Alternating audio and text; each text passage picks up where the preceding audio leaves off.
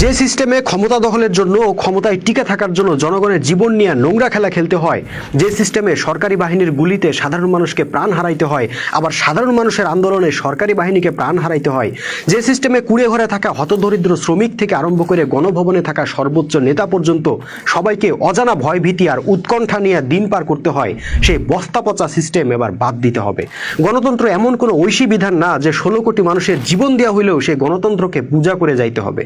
যে গণতন্ত্র আমাদেরকে শান্তিতে ঘুমানোর মতো পরিবেশ তৈরি করে দিতে ব্যর্থ হয়েছে, যে গণতন্ত্র আমাদেরকে ইরাক সিরিয়া হবার দ্বার প্রান্তে নিয়ে গেছে, সেই গণতন্ত্রের ডেড বডিকে আর কাঁধে নিয়ে বেড়ানোর দরকার নাই।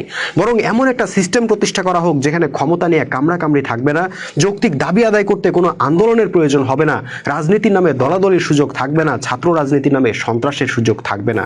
আপনি হয়তো বলবেন তেমন সিস্টেম কি সম্ভব? আমি বলবো অবশ্যই সম্ভব।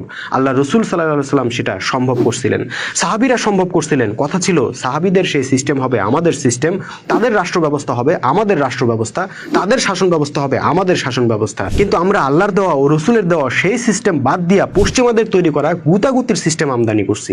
তারপর বলদের মতো নিজেরাই নিজেদের বিরুদ্ধে স্লোগান দিতেছি, অ্যাকশন অ্যাকশন ডাইরেক্ট অ্যাকশন।